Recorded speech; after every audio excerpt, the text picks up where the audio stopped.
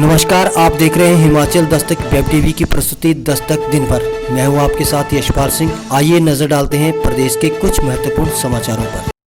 This bulletin is brought to you by Himachal Tourism. Bharat बंद में शामिल नहीं होगा हिमाचल व्यापार मंडल। प्रदेशाध्यक्ष बोले, किसानों को समर्थन पर दुकानें बंद रखना संभव नहीं। टिप्पर ने कुचले दादी पोता। बद्दी बस स्टैंड के समीप पेश आया दर्दनाक हादसा। रूसा की समीक्षा करेंगे शिक्षा मंत्री गोविंद सिंह ठाकुर। बैलेट पेपर की छपाई का काम अंतिम चरण में, इसी हफ्ते हो सकता है पूरा। बीडीएस की फाइनल परीक्षाओं का शेड्यूल जारी, 21 जनवरी तक होगा इम्तिहान। मार्च तक पूरा करें भाषा एवं संस्कृति विभाग के ऑडिटोरियम का निर्माण, कृषि मंत्री वीरेंद्र कंवर ने दिए निर्देश। डीसी चंबा ने टीबी अस्पताल परिसर के साथ तैयार किए जा रहे कोविड-19 अस्पताल का किया दौरा। शराब पीकर गाड़ी चलाने वालों की अब खैर नहीं, चंबा पुलिस ने नशे के खिलाफ तेज किया अभियान। और अब खबरें विस्तार से।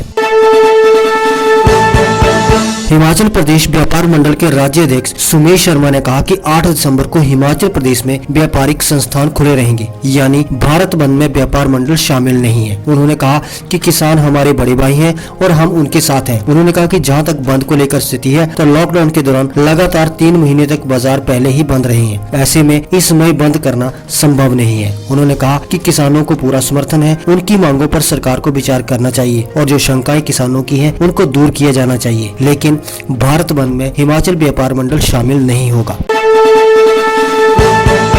जिला सोलन के बद्दी मनालागढ़ मार्ग पर बद्दी बस स्टैंड के समीप एक टिप्पर की चपेट में आने से मजारू गांव के दादी पोते की मौत हो गई।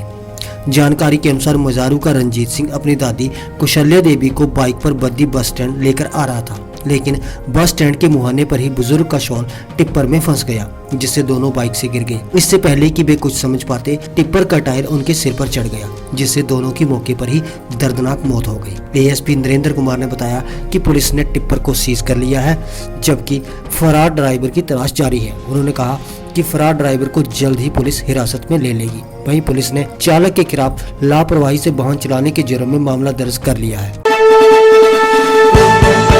शिक्षा मंत्री गोविंद सिंह ठाकुर 16 दिसंबर को रूसा सिस्टम पर खर्च किए गए ग्रांट और अब तक किए गए कार्यों की समीक्षा बैठक करेंगे। केंद्र सरकार की नई शिक्षा नीति के तहत प्रदेश के शिक्षण संस्थानों में नई शैक्षणिक गतिविधियों पर काम होना है। ऐसे में प्रदेश के कॉलेजों में लागू रूसा सिस्टम के साथ नई शिक्षा नीति पर कैसे काम होगा, कौन से जरूरी बदलाव रूसा प्रणाली में होने हैं, इन सब पर मंथन किया जाना है।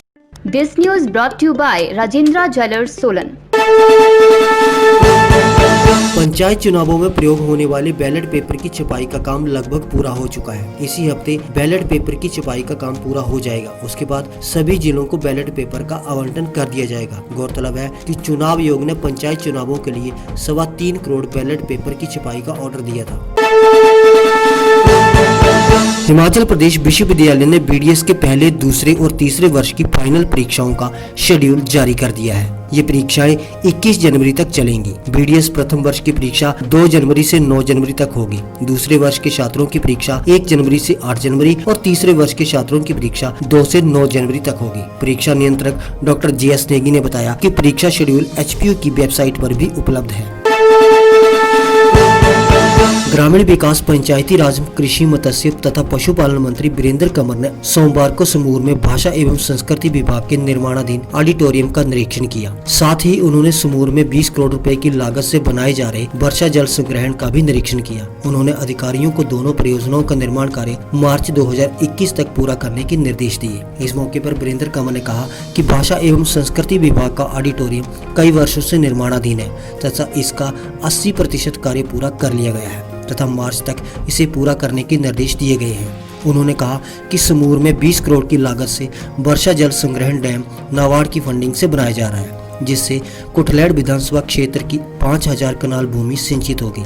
उन्होंने कहा कि सरकार किसानों की आय को दोगुना करने के लिए प्रयासरत है तथा सिंचाई की व्यवस्था होने के उपरांत किसानों को बागवानी विभाग की शिवा परियोजना के साथ जोड़ा जाएगा, जिससे किसानों तथा बागवानों को लाभ होगा। उन्होंने कहा कि कुटलैड़ विधानसभा क्षेत्र की अन्य खड्डों और नालों पर भी इसी प्रकार से डैम बनाकर किसानों को सिंचाई सुविधा प्रदान की जाएगी।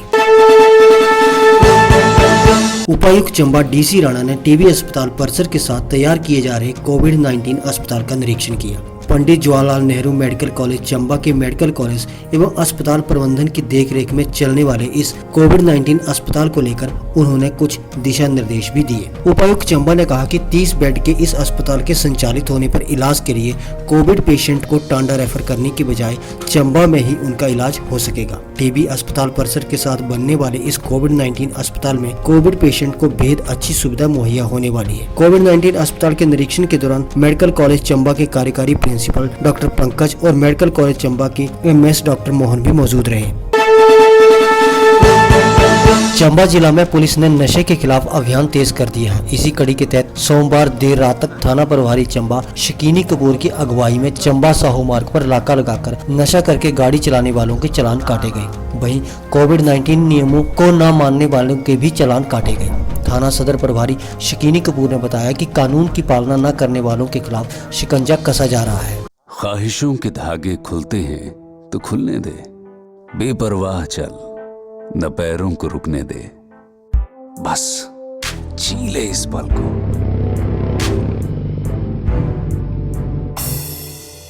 आवाजें जो कभी सुनी ना हो, जगहें जो कभी देखी ना हो, ढूंढ तो सही, तलाश तो कर, पता नई मंजिलों का मिल जाएगा।